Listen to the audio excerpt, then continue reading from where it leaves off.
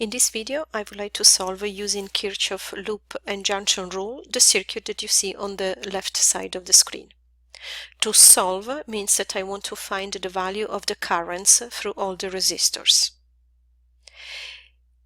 Kirchhoff loop and junction rule are just coming directly from two of the fundamental conservation of laws in physics. One is the conservation of the energy. The energy is conserved along the time, so if I consider now from the perspective of a circuit, the energy that is kicking the charges around the circuit is conserved, which means that if I look at one loop, one closed path, and for example for closed path I intend this yellow overall closed path that I'm going to highlight, embracing all the outside of the circuit. The net of all the voltages equals 0. That's the first loop rule. The algebraic sum of all the drop or gain of voltage is 0. You conserve the energy. Another loop that I see on my picture is, for example, highlighted now in blue, and is the loop that takes into account just the upper section of the circuit. I do have also one more loop that takes into account the lower section of the circuit, and I'm going to highlight it in purple. In this circuit I do have 3 loops, so all around these 3 different paths the net of the voltages is 0. Now the second conservation law from the physics is the conservation of charge. The charge is conserved, and in my circuit I do have 2 little nodes, one on the left and one on the right. They are called the junctions because at least 3 wires are meeting, and the charge now is, in terms of a circuit, is the current. The current that is entering these junctions is the same as that is exiting. Like on a door, you enter and so you do need to exit this door. And the algebraic sum of all the current through a junction is equal to 0. That is the junction rule for Kirchhoff loop and junction rules. And let's start right away to write the equations according to the net of the voltages and the net of the current. But as the very first step, you want to decide the direction of the current along the resistors on your circuit.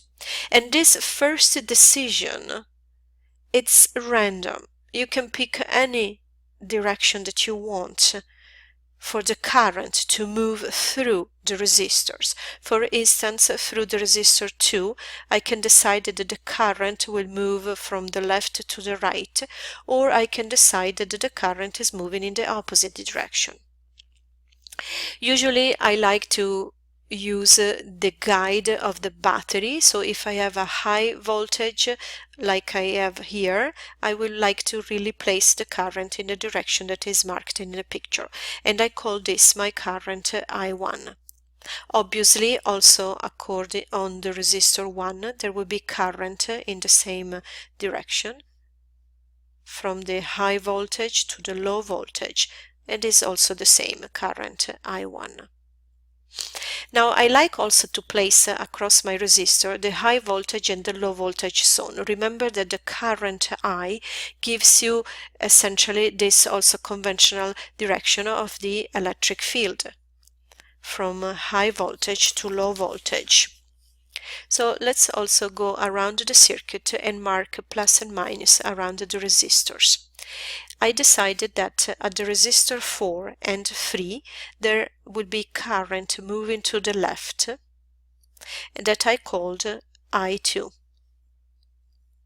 in this second branch of my circuit, and I will have the positive on this side and the negative here. So here positive and negative. Again, I'm following some kind of the lead of this 5-volt battery, right? That would be pushing in toward the left direction.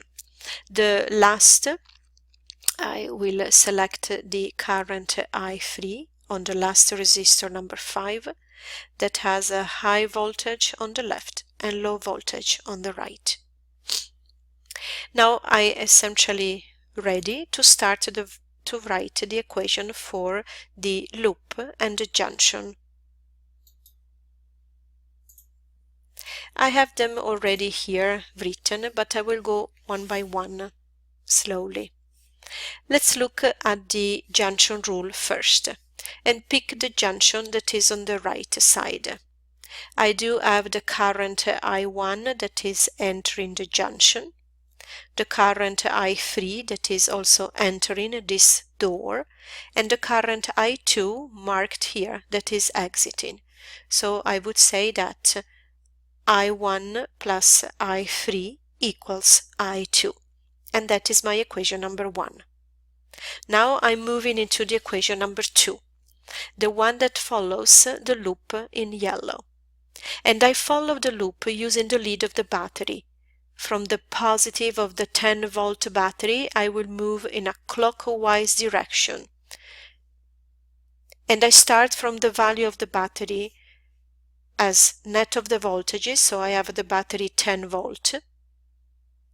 Then I see the resistor 2, and the direction that I decided clockwise will pass through the resistor 2. Let's say the current will be thrown by the resistor 2, and after I see a drop in voltage, the low voltage. So I do have a negative 3 I1.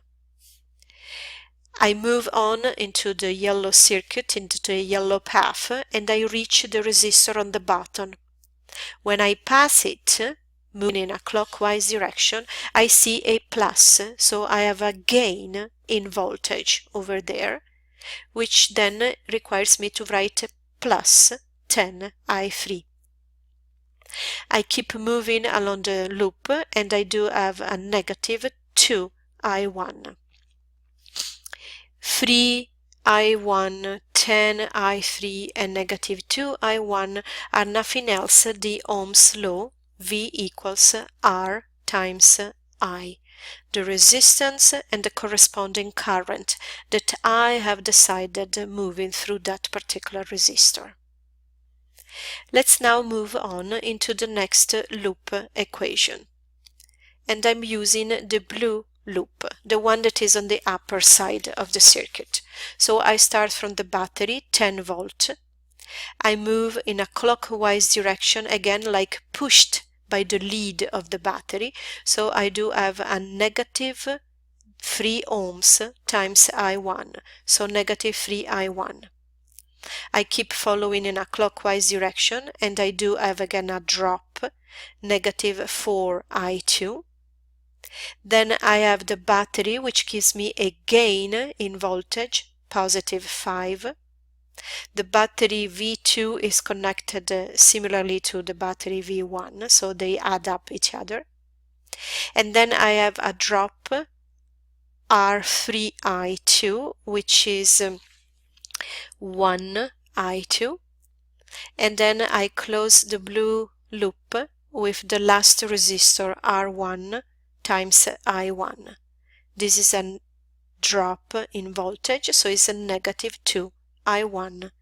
Nothing else is in the circuit. I close it, equals to 0. I move then in the last loop, the one that actually is in my picture, purple. And I like to follow this using the lead of the voltage 2 battery counterclockwise.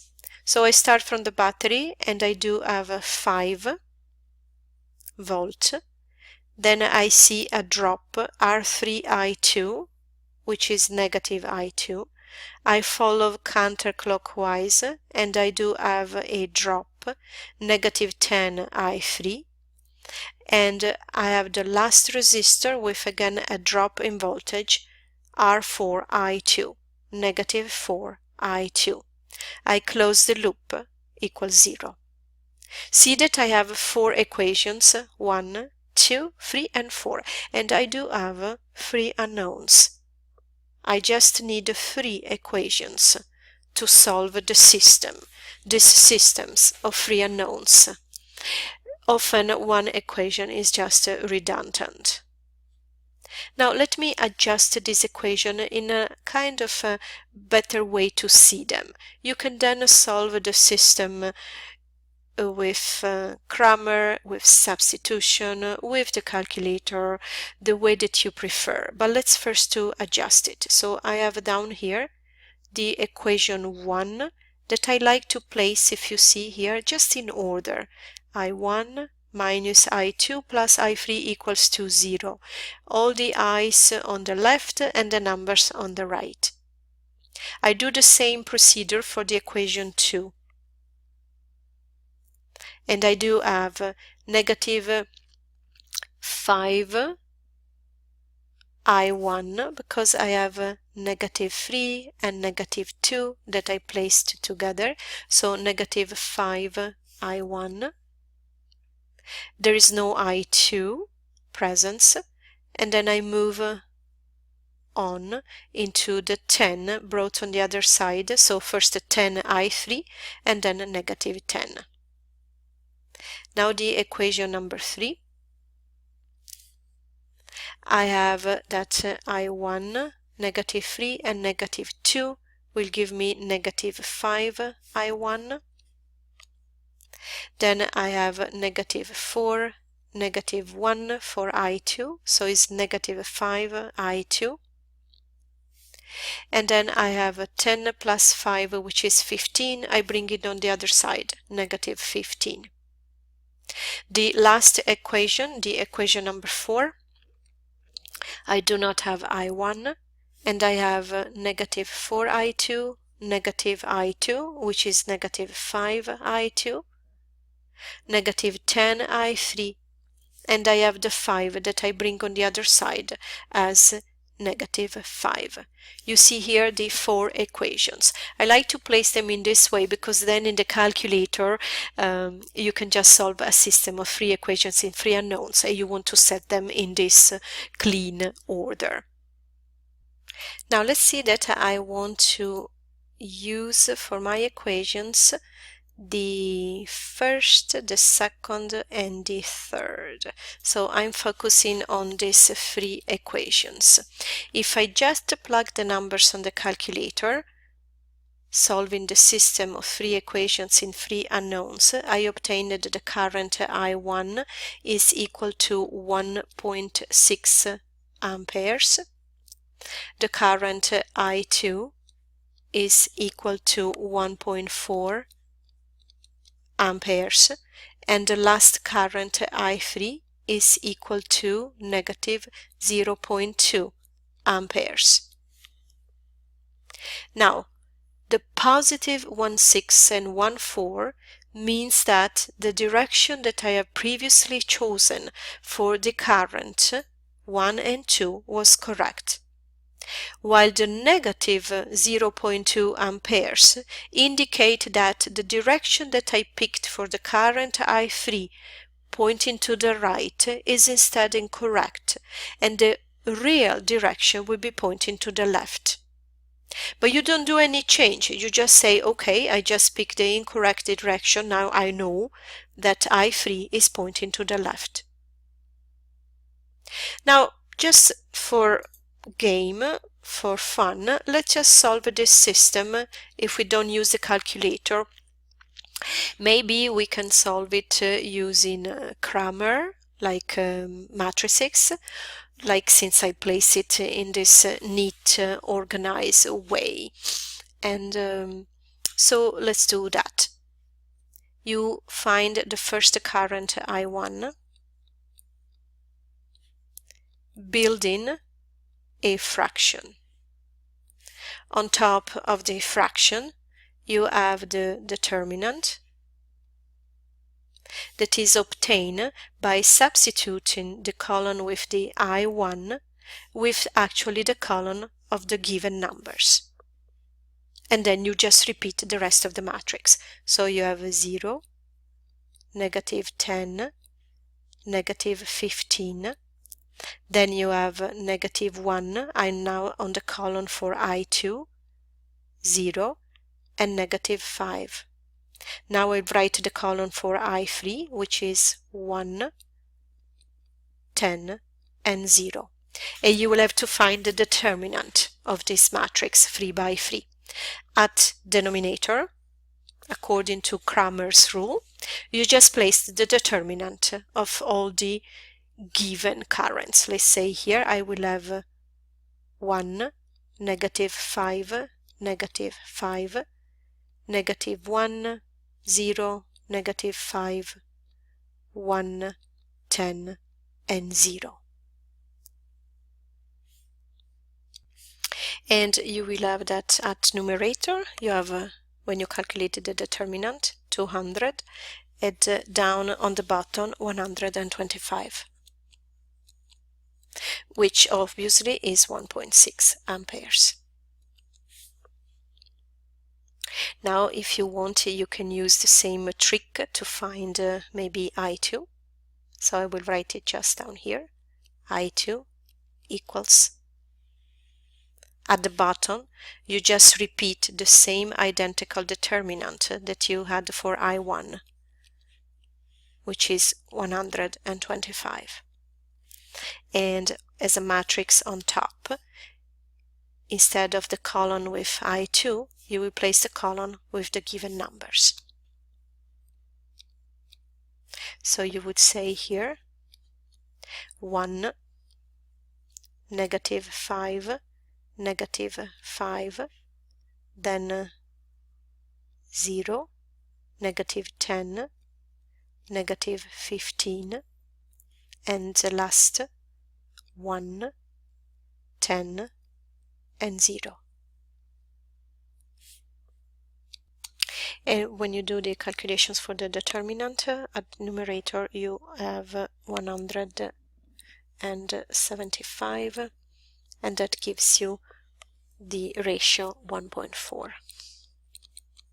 Then you don't really need to do Cramer for the I3, because you look at the equation number 1 and you do have that I1 was given 1.6, I2 was 1.4 with a minus in front, plus I3 equals 0, just using the junction rule, and you can find I3. Now there is not only the calculator, there is not only Cramer to find the solution of a system of 3 equations. You could have done also just by substitution. And just quickly, from the equation number 1, you can find out how much is I2. For instance, I2 is equal to I1 plus I3, and then you plug I2 in the equation number 3, for example. You will plug it back here, obtaining an equation that has 1 and 3, and then you combine this equation with the equation number 2 that also has just 1 and 3, for example. Either method is also fine. You can also plug it on the 4th equation, etc. So not necessarily. Sometimes I suggest to use the calculator, just simply because it is a faster method to solve it. Thank you.